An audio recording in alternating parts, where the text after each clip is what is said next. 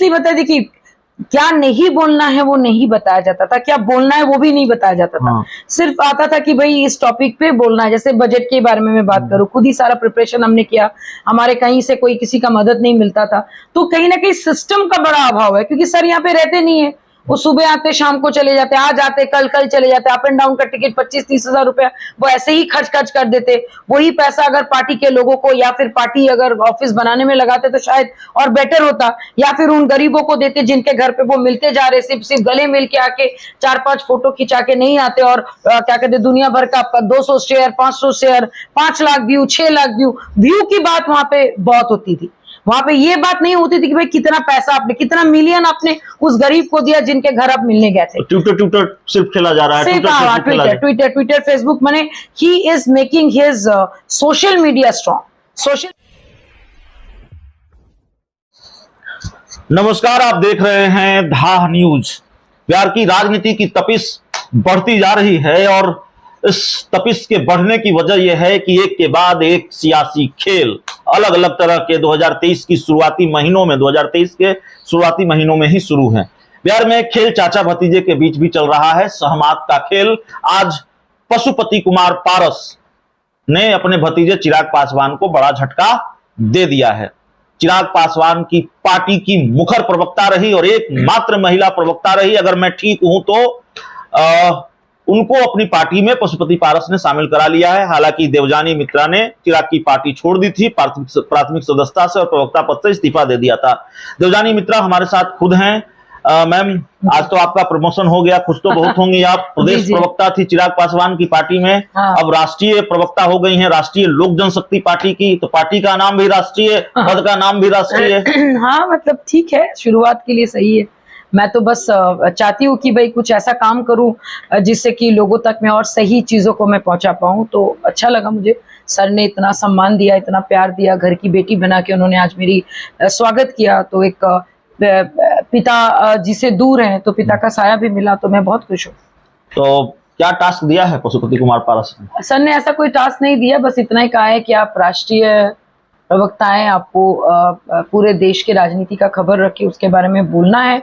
और डेफिनेटली क्योंकि sir already union minister और फूड प्रोसेसिंग में है, तो फूड प्रोसेसिंग से कितना उद्योग आ रहा है, क्या चीज़ हम लोग कर सकते हैं बिहार में या फिर अन्य राज्यों में, उसी सब विषय में धीरे धीरे आप लोगों से बताएंगे आप लोग, मैंने आपके स्टेट लेवल चैनल और नेशनल चैनल में, ताकि ज़्यादा से ज़्यादा लोगों को उद्योग मिले, रोजगार मिले, उन सारी चीज़ों के बारे में। चिराग पासवान की पार्टी आपने क्यों छोड़ी, ये आप बताती रही हैं, आप बता चुकी हैं, लेकिन सवाल यह है कि आपने बड़ा, लगता नहीं जल्दी फैसला ले लिया, बड़ा फैसला ले लिया। अब देखिए, मुझे नहीं पता जल्दी लिया कि बड़ा फैसला लिया। मैं तो ऐसे ऐसे लोगों को जानती हूँ जो कांग्रेस से रातों रात बीजेपी में ज्वाइन कर गए। तो मैं तो बहुत ही, जैसे कि वहां के लोग बोलते कि मैं बहुत ही छोटी सी प्रवक्ता थी, मैं बहुत ही फ्लॉप प्रवक्ता थी। तो अच्छी थी ना, फ्लॉप थी बोल के ही तो मैं निकल गई। मुझे भैया फ्लॉप तो रहना नहीं है। जिस पार्टी की आप प्रवक्ता थी और जिस नेता को आप डिफेंड करती रही, अब उसी नेता को आप आईना दिखा रही हैं, उसी पार्टी के सिस्टम पर सवाल उठा रही हैं, थोड़ा मुश्किल नहीं है आपके लिए? नहीं, मुश्किल डेफिनेटली है। इसलिए मुश्किल है क्योंकि सर को मैं ये सारी चीजें पहले अवगत कराई थी। मैं अगर आपको नहीं बताऊं कि ये गलती है, ये गलती है, और सडनली निकल जाऊं तो गलत बात है। लेकिन मैं हर एक चीज को समय पर उनको बताती गई। लेकिन एज यूजुअल शायद उनके पूरे सिस्टम उनके जैसा ही चलता है, चीजों को बहुत कैजुअली लेना, बहुत केयरलेस एटीट्यूड से काम करना, बहुत मीठी बात बोल के निकल जाना। तो मीठी बात बोल के मेरे साथ निकलने से नहीं चलेगा, क्योंकि आपने मुझे नंबर 1 प्रवक्ता घोषित किया था। तो अगर नंबर 1 प्रवक्ता में उस वक्त थी तो डेफिनेटली 2 दिन में तो मैं खराब नहीं बन जाऊंगी, मैं वैसे ही रहूंगी। तो मैं आज भी वैसे ही बात करूंगी। तो मैंने जो भी बोला मैंने सही बोला, और वो सारी चीज मैं प्रमाणों के साथ में बता सकती हूँ। और आई एम श्योर ये सुनने के बाद भी आईटी सेल वाले फिर मुझे ट्रोल करेंगे। तो हु केयर्स? देखिए, कंफ्यूजन की स्थिति तो है। देखिए मैं एक बयान का जिक्र मैं करना चाहूंगा। एक बार बड़ी बात हो रही थी चिराग पासवान से, वो हमने उनसे पूछा था कि क्या जिस गठबंधन का हिस्सा आपके चाचा रहेंगे उस गठबंधन में आप जाएंगे? बहुत जिम्मेवारी के साथ मैं ये कह रहा, मुझे याद है वो इंटरव्यू। तो उन्होंने कहा था कि सवाल ही नहीं उठता, उन्होंने ये शब्द इस्तेमाल किया था, सवाल ही नहीं। अब आप चिराग पासवान ये भी कहते हैं कि जिस गठबंधन का हिस्सा उनके चाचा रहेंगे उस गठबंधन में वो नहीं जाएंगे। वो ये भी कह चुके हैं कि नीतीश कुमार जहां रहेंगे वहां वो नहीं जाएंगे। वो ये भी कहते हैं बार बार, आप जानती हैं कि अगला कोई भी चुनाव वो किसी न किसी गठबंधन में लड़ेंगे। तो नीतीश कुमार तो महागठबंधन में है, आप जाएंगे नहीं। एनडीए में आपके चाचा हैं, आप जाएंगे नहीं, आप कह रहे हैं गठबंधन में चुनाव भी लड़ेंगे, तो किस गठबंधन में चुनाव लड़ेंगे? कंफ्यूजन की स्थिति थी। डेफिनेटली कंफ्यूजन की स्थिति सर के साथ आज भी है। ऐसा नहीं कि वो कंफ्यूजन से बाहर निकल गए, क्योंकि बाहर अगर निकल जाते तो अपना स्टैंड क्लियर करते। क्योंकि मुझे नहीं लगता कि अचानक से राजनीति में कोई सरप्राइज देके चीजें होती है, क्योंकि अगर आपको सही में चीजों को ठीक करना तो लोगों को आपको बताना होगा, नहीं तो बहुत सारे लोग इसी कंफ्यूजन में भी निकल जाएंगे, क्योंकि आपके खुद के विजन के साथ आपका मिशन अलाइन नहीं है। और कभी वो बोलते हैं कि, लेकिन मैं आपको और एक बात बता दूं, जैसे कि आपने कहा कि सर ने बहुत बार बोला है कि चाचा जी, यानी कि उनके चाचा जी जो यूनियन मिनिस्टर है वो रहेंगे तो नहीं जाएंगे, लेकिन यहाँ पे उल्टा है। सर ने साफ साफ कहा है कि हम लोग चाहते हैं कि वो एनडीए में आए। बड़ा दिल दिखाया ये है। बड़ा, वो हमेशा से, भाई बड़े हैं तो बड़े दिल ही दिखाएंगे। जब वो मुझे अपने बेटी माने, जब वो मुझे वो उतना कंफर्ट जोन दिए कि आप घर पे आए, आपका स्वागत है, तो वो तो भाई घर के चिराग है। तो ऐसा उनके मन में कोई विचार नहीं, पता नहीं लोग ऐसा क्यों सोचते हैं, या फिर शायद जानबूझ के उनके अगेंस्ट में ये सारी चीजें की जाती है। लेकिन मुझे इतना बात मानना है कि भाई बुजुर्गों के ब्लेसिंग्स के बिना आप बहुत आगे, बहुत दिनों तक बढ़ नहीं सकते हो। तो कहीं ना कहीं उनका ब्लेसिंग्स का अभाव है, उनको सिर्फ माँ का आशीर्वाद मिला है, जरूर मिला होगा, लेकिन आई एम श्योर कि वो भी नाखुश है इस बात से कि पिताजी का घर से उनको कोई आशीर्वाद नहीं मिल रहा है। और सर का इतना बड़ा दिल है कि उन्होंने खुद भी कहा है कि हम लोग चाहते हैं कि एनडीए में, लेकिन हम अपने पार्टी में लेंगे कि नहीं लेंगे उसके लिए बिल्कुल ना है, क्योंकि दिल जब टूटते तो मिलते नहीं है। ये बात बिल्कुल सही कहा उन्होंने।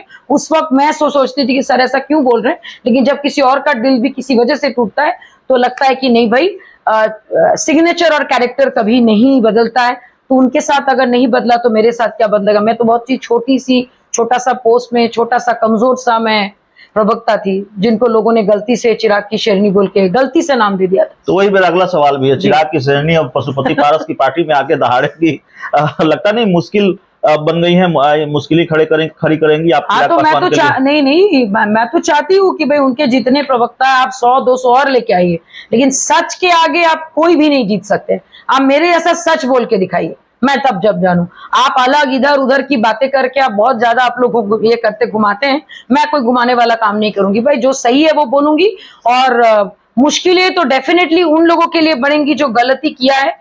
और सर को अगर लगता है कि नहीं भाई ऐसा कोई मुश्किल नहीं है, तो उनको किसी भी राष्ट्रीय प्रवक्ता हो या किसी से डरने की जरूरत नहीं है। लेकिन डरना इतना जरूरी है कि भाई आज तक इतिहास गवाह है कि औरत से कोई जीत नहीं पाया है, चाहे वो दुर्गा हो, चाहे वो काली हो, चाहे वो हमारे पुराने में आप सीता मैया को ले लीजिए, या फिर आप क्या कहते हैं द्रौपदी जी को ले लीजिए। तो हर एक युद्ध का क्या कहते हैं अगर नाश अगर हुआ है तो औरत की इज्जत को लेके हुआ है। तो मैं बस इतना ही बोलना चाहूंगी कि कुछ चीजें अगर आप लोग नहीं करो तो बेटर है, क्योंकि औरत का इज्जत होती है, उस चीज का मान करना चाहिए। और मुझे लगता है उनकी पार्टी का पतन भी इसी कारण से होगा, क्योंकि एक प्रॉपर रेस्पेक्ट उस पार्टी में मिलता नहीं है किसी भी महिला को। नहीं, आपने जब से पार्टी छोड़ी है, चिराग पासवान की पार्टी जब से आपने छोड़ी है, आपसे तो कई इंटरव्यू हम कर चुके हैं, दूसरे आपके इंटरव्यू भी देखे हैं, उससे जो बात समझ में आती है, आप क्या ये कहने की कोशिश बार बार कर रही है कि चिराग पासवान की पार्टी सिर्फ आईटी सेल के सहारे चल रही है, आईटी सेल संगठन और बाकी चीजें जीरो है? ऑनेस्टली बताए, आईटी सेल के ऊपर बहुत ज्यादा डिपेंडेंट है, और वो भी ऐसे लोगों के ऊपर डिपेंडेंट है जो 24 घंटा बॉस करते रहते, सही गलत कुछ बताते नहीं है, सही दिशा नहीं देते। तो ठीक है, उनके साथ ही रहिए ना। मेल डोमिनेटिंग जगह पे मेल ही अगर सब बात बोलेंगे, और औरत को बैठने के लिए कुर्सी भी आप लोग खाली नहीं करेंगे, औरत कोई पोस्ट बोलेगी डालने की, भाई हमने ये किया, ये थोड़ा पोस्ट अगर डालोगे तो अच्छा रहेगा, तो उनको एक औरत से ही इतना डर है कि भाई सारी इंटरव्यू वो लोग कैंसिल करवा देते थे। तो इतना डर तो जरूरी है, लेकिन आप क्या करेंगे? अब तो डर और बाहर हो गया, अब तो बहुत ज्यादा डर होना चाहिए। फिर किन विषयों पर खासकर आप पर प्रेशर बनाया भी गया या नहीं बनाया गया कि इन चीजों पर नहीं बोलना है? ऐसी कोई नहीं, ऑनेस्टली बता, देखिए क्या नहीं बोलना है वो नहीं बताया जाता था, क्या बोलना है वो भी नहीं बताया जाता था। सिर्फ आता था कि भाई इस टॉपिक पे बोलना है। जैसे बजट के बारे में मैं बात करूं, खुद ही सारा प्रिपरेशन हमने किया, हमारे कहीं से कोई किसी का मदद नहीं मिलता था।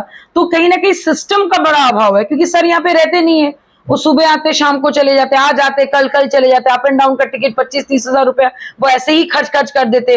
वही पैसा अगर पार्टी के लोगों को या फिर पार्टी अगर ऑफिस बनाने में लगाते तो शायद और बेटर होता, या फिर उन गरीबों को देते जिनके घर पे वो मिलते जा रहे, सिर्फ गले मिल के आके 4-5 फोटो खिंचा के नहीं आते, और क्या कहते दुनिया भर का आपका 200 share 500 share 5 lakh view 6 lakh view की बात वहां पे बहुत होती थी। वहां पे ये बात नहीं होती थी कि भाई कितना पैसा आपने, कितना मिलियन आपने उस गरीब को दिया जिनके घर आप मिलने गए थे। ट्विटर सिर्फ खेला जा रहा है, सही ट्विटर कहा, फेसबुक खेला जा रहा है। ट्विटर फेसबुक, माने he is making his social media strong. Social media strong करने के लिए जो चीज करना चाहिए वो सारी चीजें किए। मैंने ये इसको कहते हैं कि चिराग सर का सोशल इंजीनियरिंग बोलिए या फिर उनका सोशल लाइफ को बहुत अच्छा से मेंटेन किया जा रहा था, जो अच्छी बात है, लेकिन not at the cost of जो आप दिखा रहे हो उसको दिखा के, वो नहीं होनी एक चाहिए। आखिरी सवाल है, आपने इस तरह की बात भी कही है, आप इंटरव्यू देती थी लगातार चैनलों को, जाहिर है आप अपनी पार्टी की बात रखती थी, उसके लिए भी दिक्कत होती थी, उसके लिए भी मनाही होती थी, या उसको भी रोकने की कोशिश हुई कई बार? नहीं, देखिए, अगर जिस दिन मुझे मना किया जाता था मैं तो सीधा उनसे सवाल करती थी, क्योंकि मैं जैसा अभी मना किया जाता था?